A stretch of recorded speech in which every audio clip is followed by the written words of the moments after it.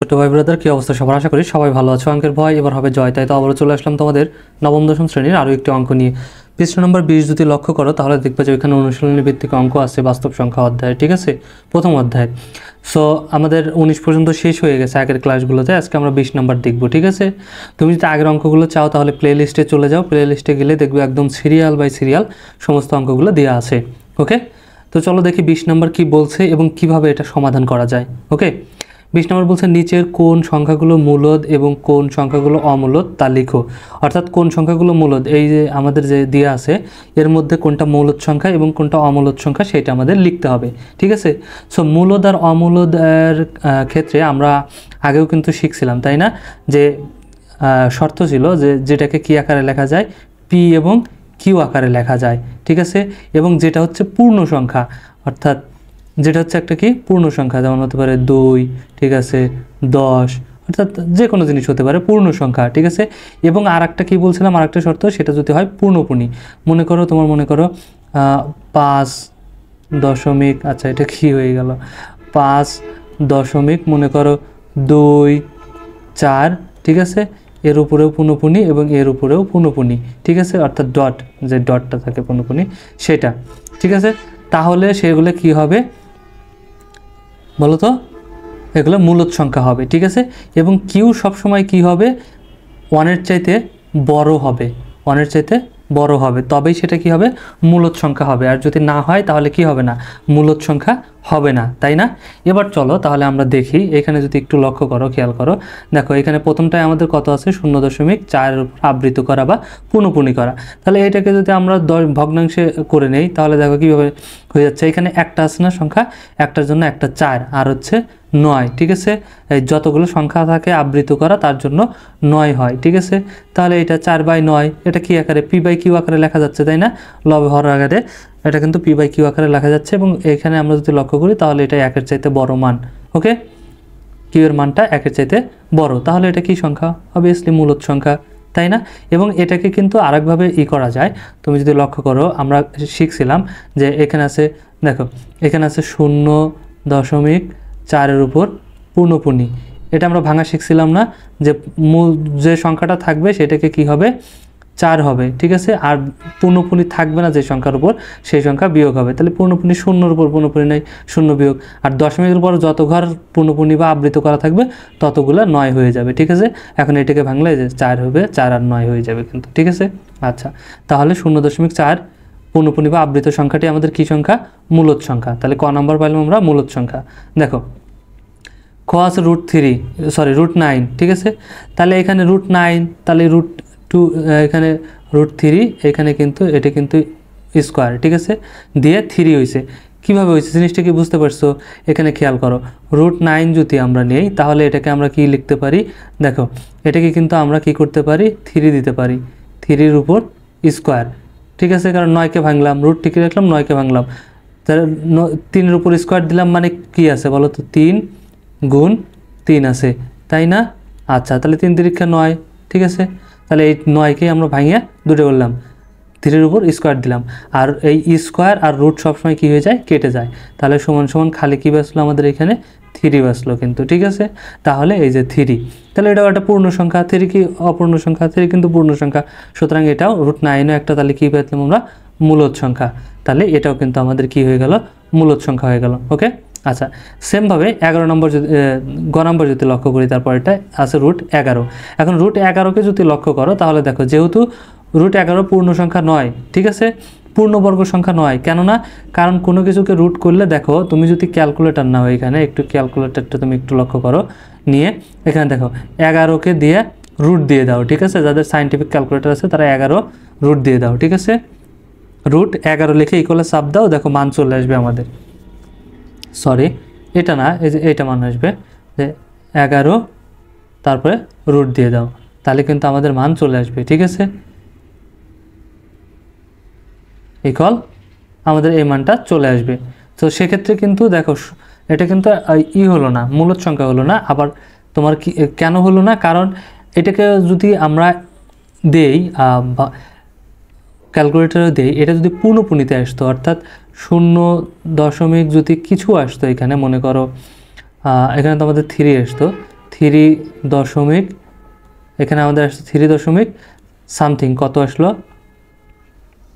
এটা না 11, যদি আমরা রুট দেই 3 দশমিক, দেখো 3166247, ঠিক আছে। আই এম সরি, এভাবে কিন্তু চলতেই আছে, ঠিক আছে, চলতেই থাকবে। যদি পূর্ণপূর্ণ আসতো, অর্থাৎ একই সংখ্যা বারবার আসতো, তাহলে কিন্তু আমরা এখানে কি করতে পারতাম, এটাকে আমরা মূলদ সংখ্যা বলতে পারতাম। যেহেতু আমাদের এটা আসে না, পূর্ণবর্গ সংখ্যা নয়, সুতরাং এটা কি নয়, মূলদ সংখ্যা নয়। এটাকে p/q আকারেও লেখা যাচ্ছে না, ভগ্নাংশ আকারেও লেখা যাচ্ছে না, সুতরাং এটা কি সংখ্যা হবে না, মূলদ সংখ্যা হবে না। তাহলে এটা কি সংখ্যা, মূলদ সংখ্যা যদি না হয় তাহলে অবশ্যই সেটা অমূলদ সংখ্যা, কারণ বাস্তব সংখ্যা দুই প্রকার, একটা মূলদ আর একটা অমূলদ। যদি মূলদ না হয় তাহলে অবশ্যই সেটা অমূলদ সংখ্যা। তারপর এটা খেয়াল করো, এইটা যদি খেয়াল করো তাহলে দেখো √6/3, ঠিক আছে। তাহলে এখানে √6 আমরা রুটকে ঠিকই লিখলাম, এই 6-এ ভাঙলাম, 2 গুণ 3, তাহলে 3 দুগুণে 6, ঠিক আছে। আচ্ছা, তাহলে এখানে এই এইটা হোল রুট দেওয়া যেহেতু, তার মানে এই 2-এর উপরেও রুট আছে, 3-এর উপরেও রুট আছে, তাই না। আমরা একটু আলাদা করে দিলাম, 2-এর উপরেও দিয়ে দিলাম, এখানে 3-এর উপরেও রুট দিয়ে দিলাম, ঠিক আছে। আচ্ছা, আর নিচে দেখো আসলে 3, কিন্তু আমরা √3 কেন দিলাম, কারণ এখানে খেয়াল করো, এখানে যদি আমরা দেই √3 গুণ আবার আর একটা √3, তাহলে এখানে কি হয়ে গেল, দুইটা √3 না, √3 গুণ √3, তাহলে আমরা এখানে কি লিখতে পারি, √3, এখানে আমরা কি স্কোয়ার দিয়ে দিতে পারি না, এখানে কিন্তু আমরা স্কোয়ার দিতে পারি। তাহলে এখানে দেখো স্কোয়ার আর রুট কাটে যাবে, তাহলে শুধু আমাদের কি বাঁচবে, শুধু আমাদের 3 বাঁচবে। সেই জিনিসটাই কিন্তু এখানে হয়েছে, ঠিক আছে, বুঝে গেছে। তার মানে আগের 3, তাহলে এই মানটা আর এই আগের 3 মানটা কিন্তু সমানই আছে, একই, তাহলে বাড়তি হয়নি। তাহলে এখন দেখো, এখন যদি আমরা কি করি, এই √3 আর এই √3 সমান সমান কেটে দেই, তাহলে এখন আমাদের শুধু কি বাঁচলো করে √2/√3, ঠিক আছে। তার মানে এইটা কি আমাদের দুইটার উপরেই পড়ছে না রুট, লাস্টে যেহেতু রুট থেকে গেল, তাহলে এর মান কখনোই কি আসবে না, একের চাইতে বড় আসবে না, এবং p/q আকারে এটাকে লেখাও যাবে না। সুতরাং এই সংখ্যাটা পূর্ণবর্গ সংখ্যা নয়, 2/3 এই সংখ্যাটা আমাদের কি নয়, রুট, ঠিক আছে, পূর্ণবর্গ সংখ্যা নয় যেহেতু, এই জন্য এই সংখ্যাটাও আমাদের দেখো √6/3, এই সংখ্যাটাও আমাদের কি নয়, পূর্ণবর্গ সংখ্যা নয়। সুতরাং এটা আমাদের কি নয়, মূলদ সংখ্যা নয়। যখনই মূলদ সংখ্যা হলো না, তখন সেটা কি সংখ্যা হয়ে যাবে, অমূলদ সংখ্যা হয়ে যাবে। ওকে, সেমভাবে যদি তার পরেরটা আমরা লক্ষ্য করি, এটা দেখো √8/√7, ঠিক আছে। তাহলে √8/√7, তাহলে এইটাকে আমরা দেখো √8কে আমরা এখানে ভাঙতে পারি, ঠিক আছে।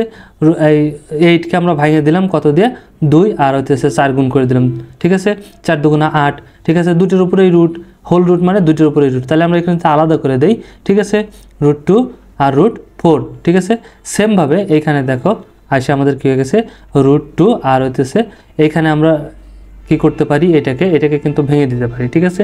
√4কে আমরা আবার লিখতে পারি যে স্কোয়ার দিয়ে লিখে দিতে পারি, ঠিক আছে। এটাকে 2 গুণ 2 দিয়ে আমরা ভাঙতে পারি, যেমন এখানে আছে আমাদের কি 4 আছে না, এই 4 আছে, 4কে কিন্তু আমরা ভাঙতে পারি এভাবে যে 2 গুণ 2, 2 গুণ 2, ঠিক আছে। এখানে আমরা সেমভাবে আবার আলাদা করে দিতে পারি, তাহলে 2 গুণ কত হতে পারে, √2, ঠিক আছে। তাহলে এইখানেও √2 আর এখানে এই পাশে হয়ে গেল √2, একটা কমন যায় যেতে পারে, ঠিক আছে, দুটা। তাহলে এইটা আমরা কি করে দিতে পারি, সেমভাবে দেখো তো, বা আবার স্কোয়ারও কিন্তু দিয়ে দিতে পারি, ঠিক আছে, দুইটা আছে, তাহলে এই √2 মিলে কি হয়ে যাবে, স্কোয়ার হয়ে যাবে। সেমভাবে একটু আগে যে দেখলাম 3-এর মতো, ঠিক আছে। তাহলে এই স্কোয়ার আর এই রুট কেটে যাবে, শুধু আমাদের কি বাঁচবে, 2 বাঁচবে, ঠিক আছে। তাহলে এই 2 পূর্ণ সংখ্যা, এই 2, তাহলে পূর্ণ সংখ্যাটা আগে চলে আসে, এই 2, আর হচ্ছে এইখানে হচ্ছে আমাদের কিসের, √2, এই √2 আর হচ্ছে 7। তাহলে এইটাও কিন্তু আমাদের কি হলো না, পূর্ণ সংখ্যাও নয় এবং দশমিকের পূর্ণপূর্ণ সংখ্যাও আসলো না, ঠিক আছে, যেহেতু, আর এটা পূর্ণবর্গ সংখ্যাও যেহেতু হলো না, সুতরাং এটা আমাদের কি হয়ে যাবে, অমূলদ সংখ্যা হয়ে যাবে, মূলদ নয়, মূলদ না হলে অমূলদ সংখ্যা, তাহলে এটাও আমাদের কি সংখ্যা, অমূলদ সংখ্যা। সেমভাবে তার পরেরটা যদি খেয়াল করি, দেখো, অর্থাৎ লাস্টে কিন্তু রুট রয়ে গেল, রুট থেকে গেলে তার পূর্ণ সংখ্যা হলো না, ঠিক আছে, এই কারণে মূলদ সংখ্যা নয়। সেমভাবে এইটা যদি আমরা লক্ষ্য করি এখন দেখো, তাহলে √27, √48 আছে। সেমভাবে এটাকে যদি আমরা ভাঙি, দেখো √27কে যদি আমরা ভাঙি, এই রুটটাকে একবারে এইখান থেকে এই পর্যন্ত দিয়ে দিল, তার মানে 3-এর উপরেও আছে, 9-এর উপরেও আছে। 27কে ভাঙিয়ে দিলাম, 3 নং 27, ঠিক আছে, আর 48কে ভাঙিয়ে দিলাম, 16 3 16 48, ঠিক আছে। তার মানে এই 3-এর উপরেও রুট আছে, 9-এর উপরেও রুট আছে, ভাঙিয়ে দিলাম আবার, তাহলে এখানেও আলাদা করে দিলাম, 3-এর উপরেও 16-এর উপরেও, ঠিক আছে। সেমভাবে এখন দেখো এই √3টা থাকবেই, আর এইখানে √9কে যদি আমরা কাজ করি তাহলে শুধু 3 হয়ে যাবে, ঠিক আছে। আর পূর্ণ সংখ্যা এই জন্য আগে চলে গেছে, এই রুট পরে চলে আসছে। কীভাবে? ওই যে বুঝতে পারছো না, সেমভাবে আগেরটা যে করলাম 9, তাহলে এটাকে আমরা সেমভাবে ভেঙে দিতে পারি। কত? 3 গুণ আমরা এখানে কি দিতে পারি? 3, ঠিক আছে। তাহলে আমাদের কি হয়ে যাবে? আলাদা আলাদা কিন্তু দুটোর উপরেই রুট, তাই না? 3-এর উপরেও রুট, আবার কি হতে পারে? গুণ এখানে কিন্তু 3-এর উপরেও রুট। তাহলে এখানে আমরা সেমভাবে কীভাবে লিখতে পারি বলো তো? 3√3, এটাকে আমরা যেহেতু দুইটা, এই জন্য ব্র্যাকেট দিয়ে স্কোয়ার দিয়ে দিতে পারি, ঠিক আছে। তাহলে এই স্কোয়ার আর এই রুট কী হয়ে যাবে? কাটে যাবে, শুধু 3 বাঁচবে, এই 3টা, ঠিক আছে। আগে চলে আসছে। এই 16টাকে কিন্তু সেম 4 গুণ 4 হয়ে যাবে, তাহলে 4 স্কোয়ার হয়ে কাটে যাবে, শুধু 4 হবে, সেই 4 আর এই √3, ঠিক আছে। তাহলে এই √3 আর এই √3 আমাদের কাটে যাবে, শুধু 3/4। এটা কিন্তু দেখো p/q আকারে লেখা গেছে, আর এখানে কিন্তু কি আসে নাই? রুট কিন্তু আসে নাই, পূর্ণ সংখ্যা, ঠিক আছে। ভগ্নাংশ সংখ্যা কিন্তু রুট কিন্তু আসে নাই, ঠিক আছে। সুতরাং এটা কি সংখ্যা? মূলদ সংখ্যা। ওকে, তাহলে এই সংখ্যাটা আমাদের কি সংখ্যা হয়ে গেল? এই সংখ্যা কিন্তু আমাদের মূলদ সংখ্যা হয়ে গেল। ওকে, সেমভাবে যদি তারপরেরটা লক্ষ্য করি, দেখো এটা কি সংখ্যা? মূলদ নাকি অমূলদ? দুটো আছে ভগ্নাংশ, ঠিক আছে। সো এটা আমরা করতে পারি। দেখো এটা প্রথম ভগ্নাংশ, এটা হচ্ছে আমার প্রথম ভগ্নাংশ, ঠিক আছে। তারপরে এটা হচ্ছে ভাগ, তারপরে এটা হচ্ছে দ্বিতীয় ভগ্নাংশ। এখন ভগ্নাংশের ভাগ করার নিয়ম কি? প্রথম ভগ্নাংশটা ঠিকই থাকে, 3/4 ঠিকই থাকবে, ভাগ কি হয়ে যায়? গুণ চিহ্ন হয়ে যায়, এই যে ভাগ গুণ চিহ্ন হয়ে গেল, ঠিক আছে। আর দ্বিতীয় ভগ্নাংশটা উল্টে যায়, দেখো 7 নিচে আসলো, এখন 7 চলে গেছে উপরে, আর 3 আসলো উপরে, 3 চলে আসছে নিচে, ঠিক আছে। এখন যদি কষে কাটা যায় তাহলে কাটবো, আর না কাটা গেলে উপরে গুণ, নিচে গুণ। তাহলে উপরে গুণ করলে কত হয়ে যাচ্ছে? দেখো তো, 7 দুগুণে 14, আর নিচে হয়ে যাচ্ছে 3 তিরিক্ষে 9। এখানেও কিন্তু রুট হয় নাই, তার মানে এটাও কি একটা, ঠিক আছে, একটা সংখ্যা আসছে, p/q আকারের সংখ্যা চলে আসছে কিন্তু, ঠিক আছে। যখনই p/q আকারের সংখ্যা চলে আসে তখনই সেটা কি সংখ্যা? মূলদ সংখ্যা। ওকে, আশা করি বুঝতে পারছো। ইজি না? একদম ইজি কিন্তু। এবার দেখো এটা যদি খেয়াল করো, ঠিক আছে, তাহলে এখানে দেখো 5.639 আবৃত করা 3টাই, ঠিক আছে। তাহলে এটাকে ভাঙতে হয় কি করে? মনে আছে না? অর্থাৎ এই পুরো সংখ্যা যা আছে তাই প্রথমে তুলে নিতে হয়, দশমিক বাদ দিয়ে, পূর্ণপূর্ণি বাদ দিয়ে, ঠিক আছে। তাহলে 5600, এখানে 5639 লিখলাম। এখন পূর্ণপূর্ণি নাই যে সংখ্যা, তাকে বিয়োগ করতে হয়, আগের ক্লাসে কিন্তু আমরা শিখছিলাম, তাই না? তাহলে পূর্ণপূর্ণি নাই কোনটার উপরে? শুধু 5-এর উপরে পূর্ণপূর্ণি নাই, তাহলে এই 5টাকে বিয়োগ করে দেবো। আর দশমিকের পর কয়টা সংখ্যা, যতগুলো সংখ্যার উপর পূর্ণপূর্ণি থাকবে ততগুলো 9।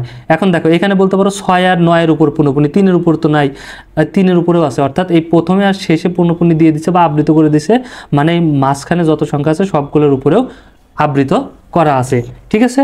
আচ্ছা, তাহলে দশমিকের পর 3টে সংখ্যা আছে, তার মানে 3টে সংখ্যার উপরে আবৃত করা, তার মানে 3টাই 9 হয়ে যাবে, ঠিক আছে। এই যে 3টে 9 হয়ে গেল। তাহলে একে যদি বাদ দেই, 5639 থেকে 5 বাদ দিলে 5634, আর নিচে হচ্ছে কত? 9, ঠিক আছে। এটাকে যদি ভাগ করে দেওয়া হয়, দেখো এটাকে 9 দিয়ে ভাগ করলে এটা হচ্ছে 111, আর একেও 9 দিয়ে ভাগ করলে 626 হয়ে গেছে, ঠিক আছে। যেহেতু p/q আকারে লেখা গেছে এবং রুট আসে নাই শেষ পর্যন্ত, তার মানে এটা কি p/q আকারে লেখা গেছে, একের চাইতে বড় আছে নিচে, সুতরাং এটা কি সংখ্যা? মূলদ সংখ্যা। তার মানে এই 5.639 যে আবৃত করা, এই সংখ্যাটিও কি? মূলদ সংখ্যা। যদি p/q আকারে না লেখা যায় এবং শেষে রুট থেকেই যায়, তাহলে সেটা কিন্তু মূলদ সংখ্যা হবে না, তার মানে সেটা অমূলদ সংখ্যা। ওকে, তাহলে এই ছিল আমাদের আজকের মতো এতটুকুই। ওকে, আশা করি বুঝতে পারছো। যদি ভিডিওটা ভালো লাগে অবশ্যই একটা লাইক দিয়ে দাও, বন্ধুদের সাথে শেয়ার করতে কিন্তু একদমই ভুলো না। ওকে, দেখা হচ্ছে হয়তো নেক্সটে। ততক্ষণ সবাই ভালো থাকো, সুস্থ থাকো, আল্লাহ হাফেজ।